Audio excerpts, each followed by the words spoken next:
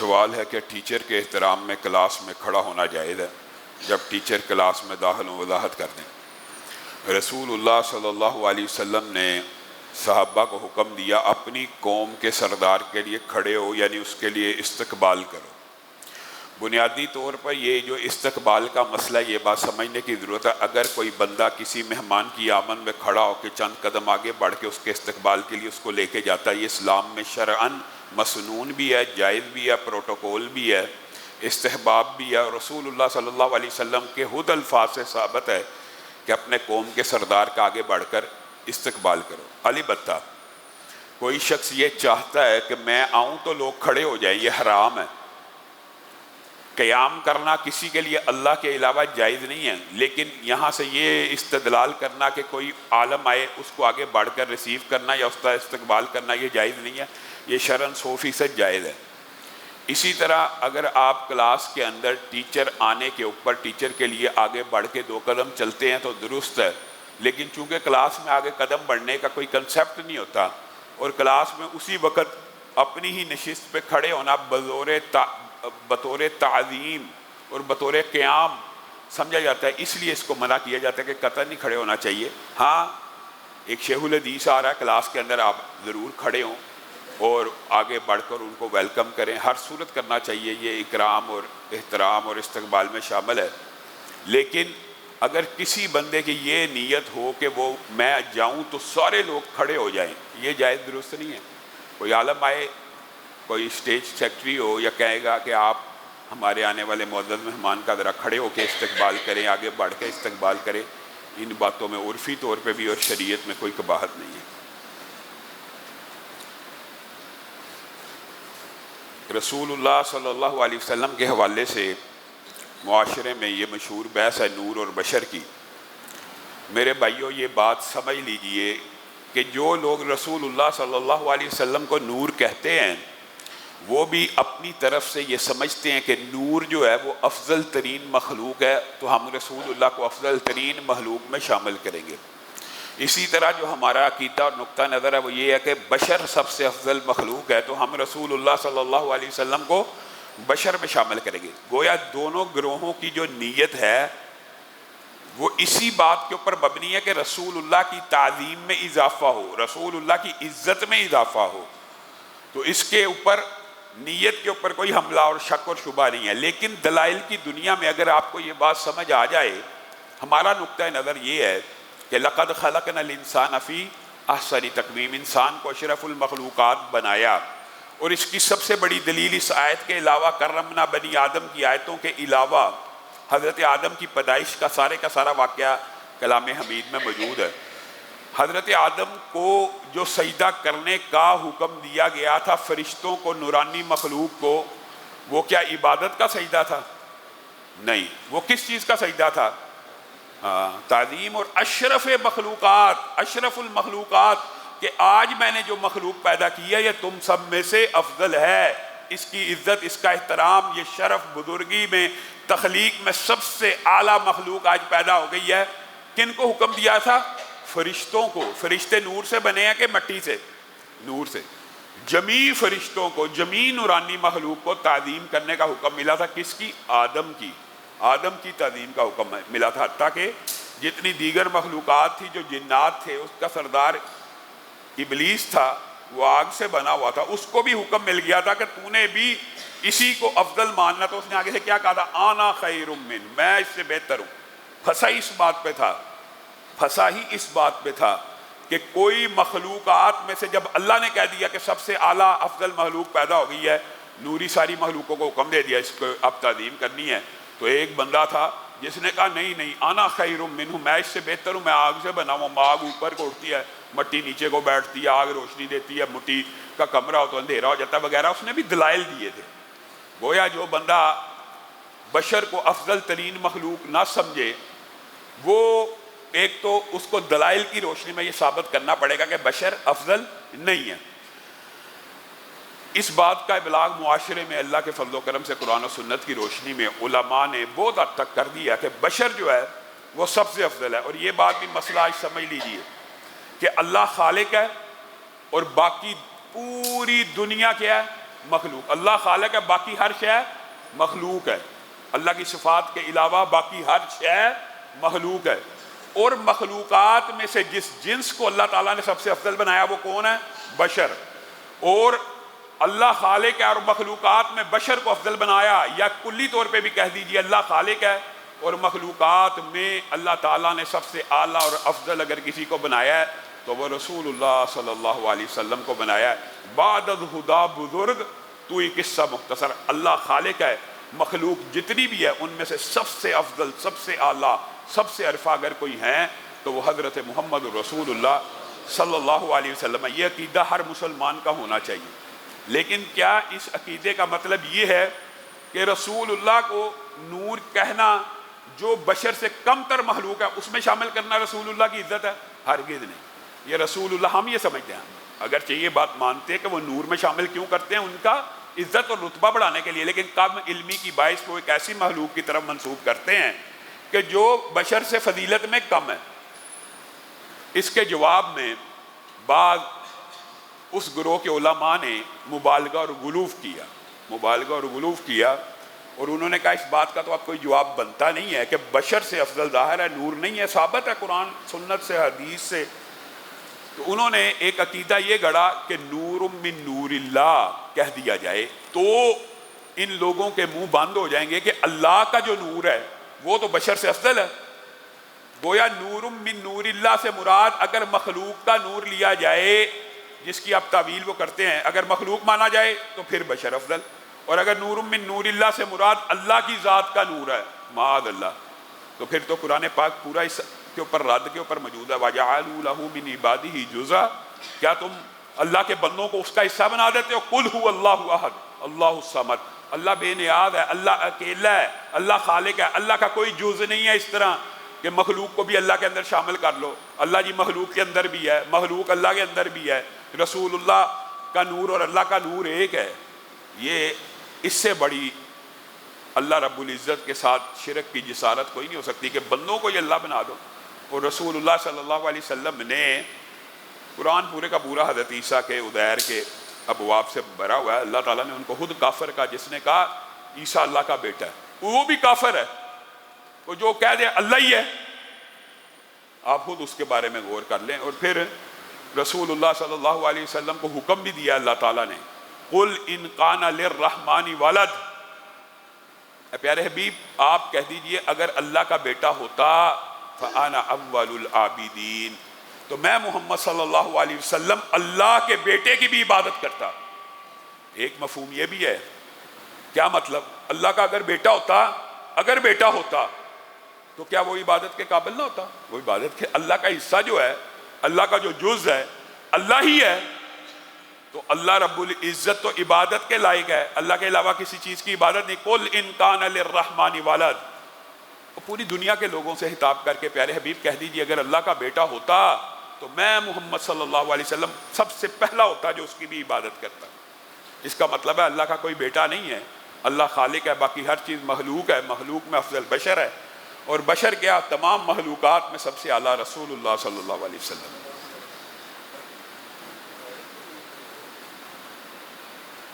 جو یہ سوال ہے نا کہ رسول اللہ صلی اللہ علیہ وسلم نور ہدایت ہیں، تو اس میں تو اجماع امت ہے، یہ بات درست ہے. کسی راستے کو روشن کرنا، ہدایت کی روشنی دینا، لوگوں کے قلوب و ذہن کو منور فرمانا، یہ رسول اللہ صلی اللہ علیہ وسلم کی صفات میں شامل ہے. لیکن تخلیق کے اعتبار سے رسول اللہ بشر ہیں، اور بشریت کے اندر دیکھیں سماعت بھی پائی جاتی ہے، بصارت بھی پائی جاتی ہے. نور تو نورہم یسعی بینا، یہ ہر بندے کے اندر اللہ تعالیٰ کل قیامت کے دن کہتا ہے اپنے اپنے نور کی روشنی میں چلیں گے. نیکیوں کا نور ہوتا ہے، اس نور سے انکار نہیں ہے.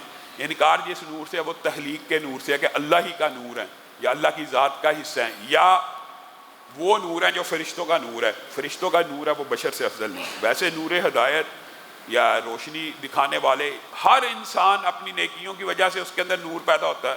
اس بات پہ کوئی بھی حرج یا اعتراض نہیں ہے، اور یہ بات تو 100% جائز اور درست بھی ہے اور قرآن و سنت سے ثابت بھی ہے. دوران نماز وضو ٹوٹ جائے، 1 یا 2 رکعتیں پڑھی ہیں تو دوبارہ آ کے وہیں سے شروع کی جائے گی نماز یا نئے سرے سے کی جائے گی؟ میرے بھائیو، عبادات کے اندر کسی دوسری عبادت پہ قیاس کرنا درست نہیں ہے۔ عبادات میں ہر عبادت کو توقیفاً ثابت کرنا پڑتا ہے، اور جب آپ کی آخری رکعت میں بھی وضو ٹوٹ گیا، آپ نے پوری کی پوری نماز کو دہرانا ہے۔ بعض لوگوں کے ذہن میں یہ آتا ہے کہ بعض علماء کے یہ جو فتاوی ہیں کہ طواف کے دوران وضو ٹوٹ گیا تو جس چکر پہ ٹوٹا اسی چکر سے آگے چکر شروع ہوتا ہے۔ پہلی بات، ایک عبادت کو دوسری عبادت پہ قیاس نہیں کیا جا سکتا۔ پھر رسول اللہ صلی اللہ علیہ وسلم کے اپنے دور کے اندر، صحابہ کے ادوار کے اندر، تابعین کے ادوار کے اندر اس مسئلے میں تو کوئی اختلاف بھی موجود نہیں ہے کہ آخری تشہد میں بھی بندہ بیٹھا ہوا ہے، وضو ٹوٹ جائے گا، اس نے پوری کی پوری نماز کو دوبارہ دہرانا ہے۔ تو یہ جو طریقہ پوچھا گیا ہے کہ وضو ٹوٹ جائے ایک رکعت کے بعد تو نماز میں کیسے شامل ہونا ہے، پوری کی پوری نماز دہرانی ہے۔ رفع یدین کیا ہے؟ رفع یدین رسول اللہ صلی اللہ علیہ وسلم کی سنت ہے، اور یہی رسول اللہ صلی اللہ علیہ وسلم کا طرز عمل ہے کہ صلو کما رأیتمونی اصلی، اس طرح نماز پڑھو جیسے مجھے نماز پڑھتے ہوئے دیکھا۔ اگر رسول اللہ صلی اللہ علیہ وسلم سے ایک نماز بھی رفع یدین کے بغیر ثابت ہو تو وہ بھی حدیث ہے۔ ایک نماز بھی رفع الیدین کے بغیر ثابت ہو تو وہ بھی واجب ہے، وہ بھی اتباع کے قابل ہے، وہ بھی سنت ہے۔ ہمارا موقف یہ ہے کہ رسول اللہ صلی اللہ علیہ وسلم نے پوری زندگی میں ایک نماز بھی بغیر رفع یدین نہیں پڑھی، اور اگر بغیر رفع یدین پڑھی ہوتی تو آپ کو یہ عمل بآسانی، جو بندہ کہتا ہے میں اہل حدیث ہوں یا میں اہل سنت ہوں، وہ ہو سکتا ہے کہ حدیث رسول دیکھ کے کہ یہ ایک دفعہ کیا۔ رسول اللہ نے کتنے حج کیے ہیں؟ ایک حج کیا ہے۔ کوئی بندہ ہر سال حج کرے، اس کو روکا جا سکتا ہے کہ بھائی رسول اللہ نے تو ایک کیا، تو ایک دفعہ کا بھی جو عمل ہوتا ہے رسول اللہ کی، وہ حجت ہوتا ہے، وہ دلیل ہوتی ہے، وہ برہان ہوتی ہے، وہ دلیل قطعی ہوتی ہے۔ دلیل قطعی ہوتی ہے، چاہے اجازت کے لیے ہو، استحباب کے لیے ہو، فرض کے لیے ہو۔ یہ درجے الگ الگ ہیں کہ یہ ایک دفعہ عمل رسول اللہ نے کیا تاکہ امت کے اوپر آسانی ہو جائے۔ جیسے رسول اللہ نے اکثر اوقات بیٹھ کے پانی پیا لیکن کھڑے ہو کے بھی پیا تاکہ صحابہ دیکھ لیں کہ کھڑے ہو کے پانی پینا حرام نہیں ہے، اجازت ہے، اور یہ بھی سنت بھی ہو گئی۔ اسی طرح رفع الیدین جو ہے نماز کے اندر کرنا، یہ رسول اللہ صلی اللہ علیہ وسلم کی مستقل سنت ہے، اور رسول اللہ نے ایک نماز بھی اس کے بغیر ہمارے نقطہ نظر میں نہیں پڑھی۔ ہاں اگر کوئی ثابت کر دے، دلیل دے دے کہ ایک نماز ایسی تھی جو رسول اللہ نے رفع الیدین کے بغیر پڑھی تھی، تو ہمیں بھی پڑھنے میں کوئی اعتراض نہیں ہے، لیکن یہ آج تک 1400 سال سے یہ بات ثابت نہیں ہو سکی۔ وہ صحابہ جنہوں نے آخری ایام میں اسلام کو قبول کیا، مالک بن حویرث وغیرہ، وہ بھی رسول اللہ کی، حتیٰ کہ وہ صحابہ جنہوں نے فتح مکہ نہیں، حجۃ الوداع کے اندر پہلی دفعہ رسول اللہ سے ملاقات کی، ان لوگوں نے بھی جب رسول اللہ کی نماز کا تذکرہ کیا تو رفع یدین کے ساتھ کیا۔ اب مجھے بتائیں اس کے بعد کتنے ایام رسول اللہ صلی اللہ علیہ وسلم زندہ رہے ہیں؟ پھر رسول اللہ کے جانے کے بعد حضرت ابو بکر کی نماز، حضرت عمر کی نماز، حضرت عثمان کی، حضرت علی کی نماز کی صحیح سند سے حدیث موجود ہیں، سب نے رفع یدین کی ہے۔ تو ویسے ایک بات ضمنی طور پہ آئی ہے تو یہ سمجھ لیجئے، رفع یدین کرنے کے اوپر کوئی دنیا کا بندہ اعتراض نہیں کر سکتا، کوئی بندہ۔ اول یہ لوگوں میں باتیں مشہور کی گئیں کہ رفع یدین جو تھا جناب بتوں کی وجہ سے تھا۔ اول جب تعلیم نہیں تھی، علم نہیں تھا، لیکن اب لوگ وہ بھی اپنے موقف سے اس باتوں سے رجوع کر چکے ہیں۔ کیوں؟ اگر بتوں کی وجہ سے تھا اور بت جب ختم ہو گئے تو ختم ہو گیا، تو پہلا کیوں نہیں ختم ہوا؟ پہلا رفع یدین تو پورا اجماع امت ہے، پوری امت کرتی ہے پہلا۔ اگر وجہ بت تھی تو پہلا کیوں نہیں کینسل ہوا؟ تو یہ باتیں ثابت ہیں کہ یہ باتیں صرف لغو ہیں، اور یہ کہنا کہ رسول اللہ نے آخری عمر میں کبھی چھوڑ دیا تھا، یہ ثابت کرنا پڑے گا چھوڑا تھا۔ اگر ایک نماز بھی پڑھی ہو، ایک نماز بھی، تو وہ بھی حجت ہے، سنت ہے، دلیل ہے۔ اور یہ بات یاد رکھے، جو لوگ رفع یدین اس وجہ سے نہیں کرتے کہ رسول اللہ نے نہیں کیا، وہ عقیدے اور عمل کے اعتبار سے ان کا نقطہ نظر ٹھیک ہے۔ اگر وہ اس لیے نہیں کرتے کہ رسول اللہ نے نہیں کیا، اگر وہ اس لیے نہیں نہ کرتے کہ ان کو کسی نے مس گائیڈ کیا کہ بھائی رسول اللہ نے نہیں تھا کیا، آپ بھی نہ کرو، تو کم از کم وہ نہیں کر رہے تو کس بنیاد پہ نہیں کر رہے؟ کہ رسول اللہ نے نہیں تھا کیا۔ اور جو بندے کا یہ عقیدہ ہو کہ رسول اللہ نے تو ساری زندگی کیا ہے لیکن فلاں نے نہیں کیا، فلاں نے نہیں کیا، اس کا عقیدہ دیکھیں کتنا خطرناک ہے کہ رسول اللہ نے تو کیا ہے لیکن فلاں شخص نے نہیں کیا، امت کے فلاں شخص نے نہیں کیا، تو یہ عقیدہ درست اور جائز نہیں ہے۔ کم از کم عقیدہ یہی ہونا چاہیے ہر شخص کا، ہر مسلمان کا، ہم عمل وہ کریں گے جو رسول اللہ صلی اللہ علیہ وسلم سے ثابت ہو۔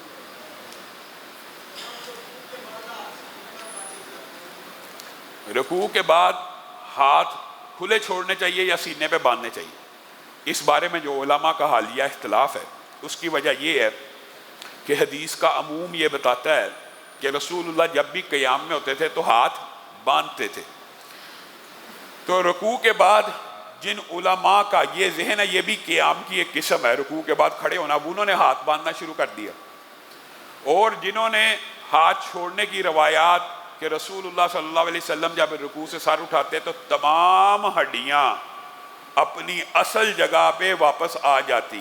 یہاں واپسی کا جو لفظ ہے، یہاں پہ جو اختلاف پایا جاتا ہے، واپسی سے مراد چند علماء سمجھتے ہیں کہ جو کہ رکوع سے پہلے جہاں تھی وہاں واپس آ جاتی، جبکہ راجح موقف یہ ہے کہ ہڈیاں ساری کی ساری سیدھی ہو جاتی اور اپنی حالت سکون میں آ جاتی، اور یہی ہمارے نزدیک راجح ہے۔ لیکن جن علماء کا یہ دیکھیں، یہ جو کئی مرتبہ حدیث کے الفاظ دو معنی اور مفہوم دے رہے ہوتے ہیں، جہاں جہاں حدیث کے الفاظ دو معنی اور مفہوم دیں، ان میں سے کسی ایک مفہوم کے چلنے والے کے اوپر طعن و تشریح کرنا جائز نہیں ہے۔ یہ بات یاد رکھنا، کوئی بندہ رکوع کے بعد ہاتھ باندھتا ہے، آپ اس کے اوپر یہ طعنہ نہیں دے سکتے کہ بھائی پوری امت تو ہاتھ چھوڑ کے پڑھتی ہے، یہاں پہ آپ اکیلے کیوں پڑھتے ہیں؟ کیوں؟ کیونکہ اس نے بھی حدیث کے الفاظ سے یہ مفہوم اخذ کیا کہ ہاتھ وہیں پہ یا ہڈیاں وہیں پہ واپس آ جاتی جہاں پہ پہلے تھی۔ کئی احادیث کے حقیقت میں بھی دو مفہوم نکلتے ہیں، تو جہاں پہ نکلتے ہوں وہاں پہ وسعت ہونی چاہیے، وہاں پہ دل کھلا کرنا چاہیے، وہاں پہ ایک موقف کے، جیسے جنازہ اونچی بھی ثابت ہے اور نیچی آواز میں بھی ثابت ہے، تو اس کے اوپر بھی انسان کے دل کو تنگی نہیں ہونی چاہیے۔ اسی طرح نماز جنازہ مسجد میں بھی ثابت ہے، جنازگاہ میں بھی ثابت ہے، یہاں پہ بھی تنگی نہیں ہونی چاہیے۔ جن احادیث میں دو دو احکام ثابت ہوں وہاں پہ آپ کو اور ہمیں بھی تنگی نہیں کرنی چاہیے، اور جو دوسرا گروہ ہے اس کو بھی تنگ دلی کا مظاہرہ نہیں کرنا چاہیے۔ ویسے میں آپ کو ایک بات بتاؤں، یہ پیر بدیع الدین شاہ صاحب راشدی سندھ کے ہوتے تھے اور ان کے بھائی محب اللہ وغیرہ ہوتے تھے، سگے بھائیوں کے درمیان 20 سال 20 یا اس سے کچھ دیر اس موضوع کے اوپر مناظرہ چلا کہ رکوع کے بعد ہاتھ باندھنے چاہیے یا کھلے چھوڑنے چاہیے۔ تو ان دونوں بھائیوں کی کتب کا اگر آپ مطالعہ کریں تو ہاتھ چھوڑنے کے دلائل راجح محسوس ہوتے ہیں، ہاتھ چھوڑنا ہی امت کا عملی تواتر بھی ہے۔ ہاں، وہ پیر بدیع الدین شاہ صاحب کی کتاب کی وجہ سے یہ وہاں پہ رواج ہوا۔ پیر صاحب نے یہ سب سے پہلے مسئلہ اٹھایا کہ ہڈیاں واپس آنا جو ہے، اور انہوں نے اس کے بہرحال دیگر دلائل بھی کہ قیام کے اندر رسول اللہ کو جب بھی دیکھا گیا ہاتھ باندھے دیکھا گیا وغیرہ۔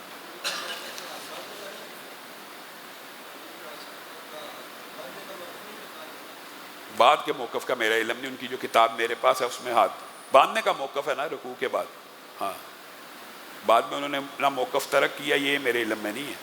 محب اللہ صاحب کا جو ان کے بھائی تھے ان کا موقف تھا ہاتھ کھلے چھوڑنے کا۔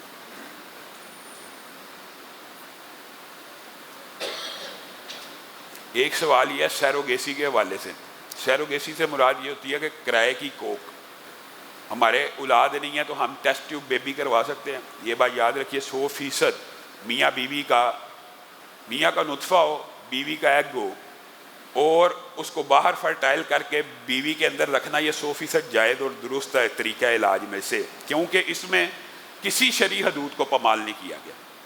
لیکن ایک بیوی بانچ ہے، عورت بانچ ہے، جو سوال اصل ہے کیا وہ کسی غیر مرد کا سپرم لے کر باہر فرٹائل کر کے، زنا کے بغیر باہر فرٹائل کر کے اپنے رحم مادر میں رکھا جا سکتا ہے؟ یہ 100% حرام ہے۔ رسول اللہ صلی اللہ علیہ وسلم نے فرمایا کہ کسی عورت کی کھیتی کو، اور کھیتی سے مراد تفصیلاً اگر دیکھی جائے تو صرف اعضاء نہیں ہے، رحم مادر اس کھیتی کے اندر شامل ہے کہ جس میں بیج بویا جاتا ہے۔ کھیتی سے بعد لوگوں نے جو مراد لی کہ اس سے مراد صرف عضو ہیں، تو یہاں پہ اجازت ملتی ہے۔ رسول اللہ صلی اللہ علیہ وسلم نے فرمایا کسی عورت کی کھیتی کو کوئی غیر مرد سراب نہ کرے۔ گویا غیر مرد کا اگر نطفہ ہوگا تو کسی بھی مومن اور مسلمان عورت کے لیے جائز نہیں ہے کہ وہ باہر بھی فرٹائل ہوا ہو تو اس کو دوبارہ اپنے رحم مادر کے اندر رکھا جائے، 100% حرام ہے، 100% حرام ہے۔ اور جن لوگوں نے یہاں سے یہ حجتیں نکالی کہ یہاں جی کھیتی سے مراد تو صرف عضو تھے، عضو سے کوئی ٹکراؤ نہیں ہوا، یہ باہر فرٹائل ہوا، اب رحم مادر کے اندر جانے سے یہ کوئی زنا تو نہیں ہوا، تو یہ جائز ہے، یہ 100% حرام ہے۔ صرف ایک ہی صورت جائز ہے کہ میاں اور بیوی کا سیل ہو اور وہ اسی بیوی کے اندر جائے، میاں بیوی کا ایگ اور سپرم فرٹائل کر کے کسی تیسری عورت کو کرائے کے اوپر لینا یہ بھی حرام ہے، کیونکہ وہ عورت کے لیے بھی جائز نہیں ہے کہ کسی غیر مرد کے سپرم کو اپنے رحم کے اندر ڈالے۔ یہ بات عام فہم۔ ہاں، اس سوال کا جو دوسرا حصہ ہے اس کے بارے میں یہ بات سمجھ لیجئے، ہماری بہن نے کسی نے سوال کیا کہ عورت کے لیے آپریشن کرا کے بچے بند کرانا جائز ہے؟ یہ بات یاد رکھیے، یہ بات بڑی غور سے سمجھنے کی ضرورت ہے۔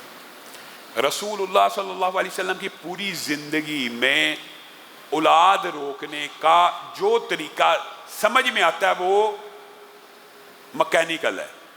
مکینیکل سے مراد، عضل سے مراد، بات کو آسان کرتے ہوئے کہ بچہ اگر آپ نہیں لینا چاہتے تو آپ انٹر کورس کرنے کے بعد باہر ڈسچارج ہو، اس کو عضل بھی کہتے تھے صحابہ، اور اول وہ سمجھتے تھے شاید یہ بھی حرام ہے، تو رسول اللہ نے اس کی اجازت بھی بعد میں دے دی کہ یہ تم حرام سمجھتے ہو، یہ 100% جائز ہے۔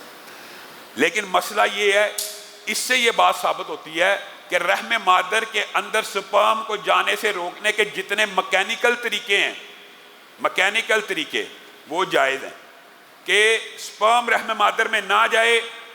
وہ جتنے بھی طریقے معاشرے میں عرف میں معروف ہیں وہ جائز ہیں، لیکن جتنے بھی کیمیکل طریقے ہیں سب حرام ہیں، یہ بات بھی یاد ہے۔ کیمیکل جو طریقے ہوتے ہیں وہ ہوتا ہے دوائی کھانا، مانع حمل ادویات کا استعمال کرنا، وہ اس لیے کہ کیمیکل جو ہوتا ہے نا وہ تخلیق کے اندر گڑبڑ کرتا ہے، روکتا ہے، تخلیق کو ڈسٹرب کرتا ہے۔ رسول اللہ صلی اللہ علیہ وسلم کے دور میں مکینیکل طریقے کا جواز ملتا ہے، اس لیے ہم جواز دیتے ہیں۔ کیمیکل طریقے کا جواز رسول اللہ کے دور میں بھی نہیں تھا، رسول اللہ کے دور میں بھی نہیں تھا۔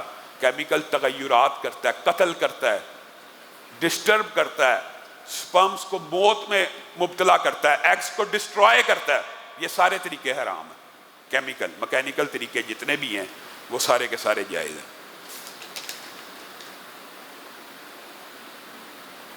ایک والدہ اور ایک نانی نے دعا کے لیے کہا اللہ تعالیٰ ان کی بیٹی کو شفائے کاملہ عاجلہ نصیب فرمائے۔ ان کی بیٹی کا لیور ٹرانسپلانٹ ہے، ان کو چاہیے کہ وہ کثرت سے سورۃ فاتحہ پڑھیں، 41 مرتبہ سورۃ فاتحہ لیور کے لیے بہت زیادہ مؤثر ہے۔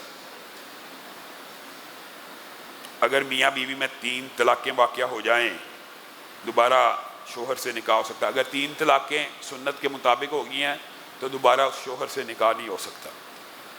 ہاں، اگر 3 طلاقیں طلاق کہہ کے دی ہیں تو ہمارے ہاں یہ 1 طلاق ہوتی ہے، اور رسول اللہ صلی اللہ علیہ وسلم کی حدیث رکانہ معروف ہے، ایک ہی مجلس میں 3 دے دی تھی۔ رسول اللہ صلی اللہ علیہ وسلم نے کہا تھا جا کے رجوع کرو۔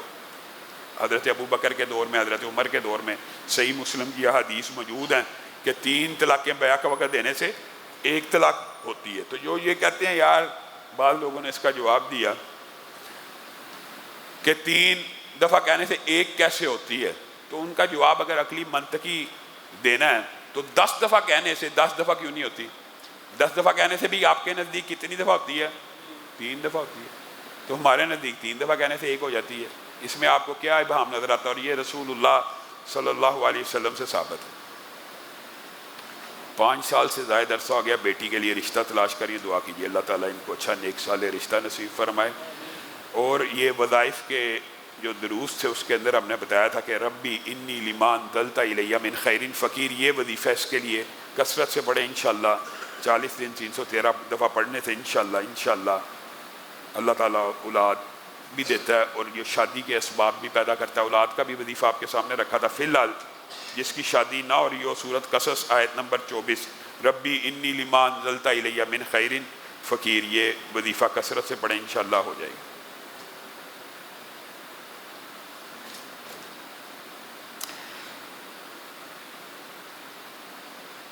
ایک بیٹی نے